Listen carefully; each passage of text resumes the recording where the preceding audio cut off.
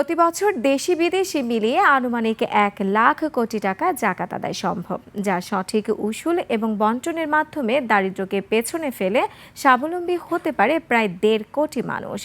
জাকাত বোর্ডের উসুল করা অর্থের চেয়ে অন্তত 90% বেসরকারিভাবে উসুল ও বন্টন হয়। আলেম ওলামা মাশায়েখদের মতে ইসলামী শরিয়ায় বাধ্যতামূলক শর্ত জাকাতের মাধ্যমে সম্ভব দারিদ্র্য বিমোচন। বিস্তারিত আকবর হোসেন সুমনের রিপোর্টে।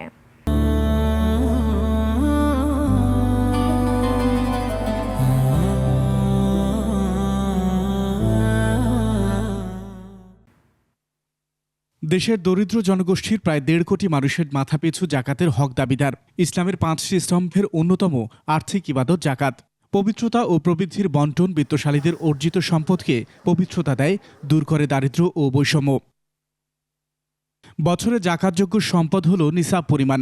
কোনো ব্যক্তির গচ্ছিত স্বর্ণ 7.5 ভরি বা 87 গ্রাম এবং রূপা 52.5 ভরি বা 612 গ্রাম হলেই জাকাত বাধ্যতামূলক, অথবা সমমূল্যের অর্থ বা আর্থিক উৎসের বাহক হলেও তাকে দিতে হবে জাকাত।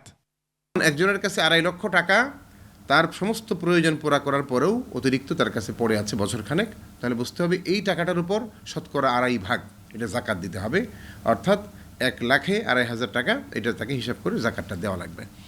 এইভাবে এই ফরজ বিধানটি আল্লাহর পক্ষ থেকে দেওয়া হয়েছে। এটা গরিবের হক এবং 8টা খাত বলা হয়েছে কোরআনে কারিমে। এই 8টি খাতে এই জাকাতের টাকাটা খরচ হবে। এর মধ্যে গরিব, মিসকিন, অসহায় যারা ঋণগ্রস্ত মানুষ তারা এটার অগ্রাধিকার তারা পাবে। বছরান্তে জাকাত ফান্ডে প্রায় 10 কোটি টাকা উসুল হয়, যা কওমি মাদ্রাসা ও দাতব্য প্রতিষ্ঠান সহ বন্টন হয় দরিদ্রদের প্রয়োজন অনুযায়ী। এর বাইরে বেসরকারি ও মধ্যপ্রাচ্য ভিত্তিক ইসলামী রাষ্ট্রের দেওয়া জাকাত উসুল হলে এর পরিমাণ ছাড়িয়ে যেতে পারে প্রায় 1,00,000 কোটি টাকা।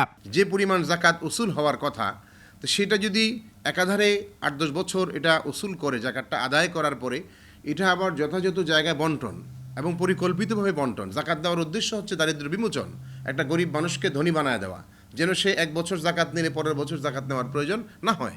তাকে এমন একটা ব্যবসা বাণিজ্য বা একটা কিছু কাজ ধরিয়ে দেওয়া যার দ্বারা সে ইনকাম করে খেতে পারে। এইভাবে পরিকল্পিতভাবে যে জাকাতটা আদায় করা হয়, তাহলে আমাদের ধারণা যে 7-8 বছর বা 10 বছরের মধ্যেই বাংলাদেশে অন্তত আমরা জাকাত নেওয়ার লোক আর পাবো না। সেটা বাইরের দেশে যেখানে গরিব আছে সেখানে আমরা জাকাতের টাকা পাঠাইতে হবে। 25 থেকে 30,000 কোটি টাকা বাংলাদেশ থেকে সারা 64 জেলা থেকে জাকাত ফান্ডে আসতে পারে। তারপর বৈদেশিক জাকাত মানে মনে করুন মধ্যপ্রাচ্য থেকে 40 থেকে 50,000 কোটি টাকা আসতে পারবে, আসার সম্ভাবনা আছে যদি আমাদের সরকার, কেন্দ্রীয় ব্যাংক এবং সংশ্লিষ্ট দাতা সংস্থাগুলোর মধ্যে আন্তরিক সম্পর্ক স্থাপিত হয় এবং সকল প্রতিবন্ধকতা উঠে যায়। সমন্বিত উসুল এবং সুশৃঙ্খল বন্টনে সরকারের পৃষ্ঠপোষকতার পরামর্শ আলেম মাশায়েখদের। আকবর হোসেন সুমন, 21 টেলিভিশন, ঢাকা।